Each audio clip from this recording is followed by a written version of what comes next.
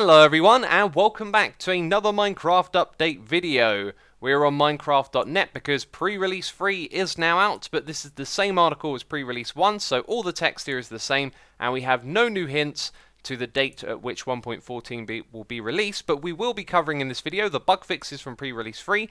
There were some features and changes in pre-release 2 that we will cover, and I also had an interaction on Twitter with a Mojang employee talking about my raid farm video, and there are a couple of bugs that people in my community pointed out may affect the raid farm. It may be broken already, which we do not want, so we're going to hop into a world and check this out. If you did not catch that video, there'll be a card in the top right of the screen. I highly recommend you go and check it out. There are two aspects to this farm, and the first one that we're looking at is where an Pillager outpost used to be, and we're taking advantage of the spawning mechanism and funneling them into our elevator over here.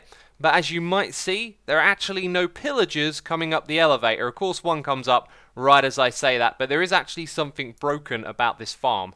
So down here we can clearly see something has changed which caused this elevator design not to work, and I believe from my observations it is how the pillagers now float on top of the water. You can see here that they're not sinking down into it like they would have done before. So this should be easy to fix, but I believe it means something's changed with how these mobs interact with water. I'm in creative mode and I'm able to just easily go through blocks at the moment, which is super duper funky. Anyway, on this side over here, I've changed things a couple of times.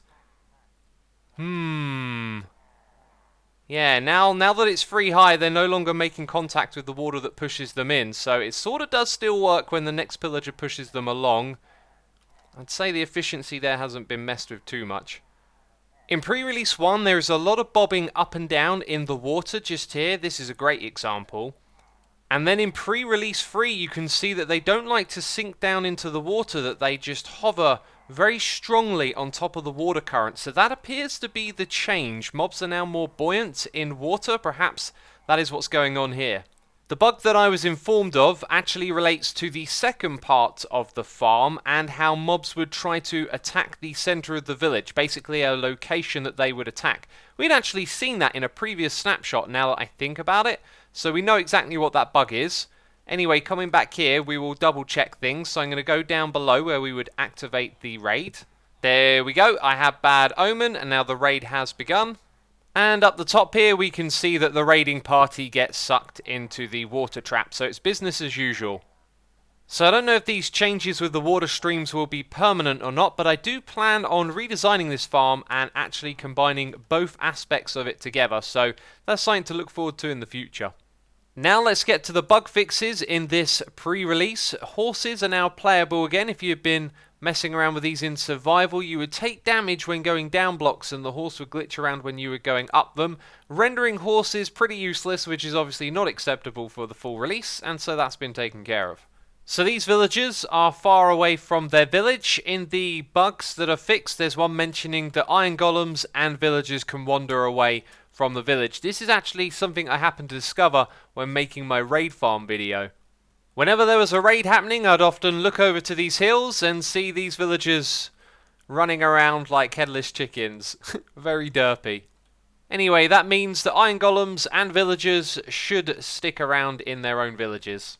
This is a very quirky game, so much so that you may see bugs in it from time to time and not even realise it, and that is the case for me. I've seen a lot of raids recently with all the work for my raid farm video, and the Ravager would sometimes have a Vindicator or a Pillager riding it, and when that is so, the Ravager wouldn't actually attack anything itself. It would just do what the riding mob on top of it wanted to do. So that's been changed.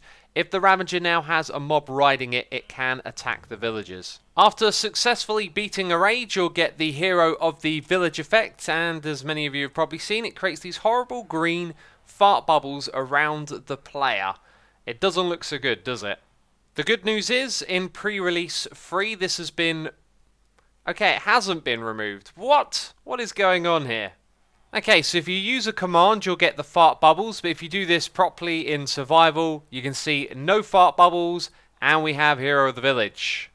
This has now reminded me that in pre-release 2, we got two new advancements. The first one is called Voluntary Exile. It's in the Adventure tab up the top here. Kill a raid captain. Maybe consider staying away from the villages for the time being. The other one is for getting Hero of the Village. It's also called Hero of the Village, and if we scroll to the top here, you can see it says, successfully defend a village from a raid. In pre-release 2, the Pillager banner was actually renamed to the Ominous banner. So that is its new name, Ominous.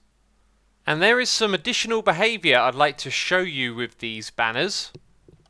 When you kill the one with the banner, another one of these will actually pick it up. And let's see if this is so of just any old regular banner. There you go, look, one of them went to pick up a different banner as soon as we killed the one with the banner. And by the way, we're in pre-release 1 because in pre-release 3, none of the raiding parties spawn with one of these holding a banner. So as you can see, pre-release 1, it's called the Pillager banner. And in pre-release 2, statistics were added for interactions with the loom, the stonecutter, the bell, and the cartographer's table. So that covers the most important of changes from pre-release 2 and pre-release 3. And if you're looking for another video to watch, then go and check out the raid farm that you've seen in this video. It'll be linked on the end screen and in the description box below.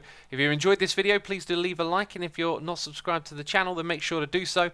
Thank you for all of that. And I'll see you soon with another pre-release video, most likely. Anyway, ciao for now. Bye-bye.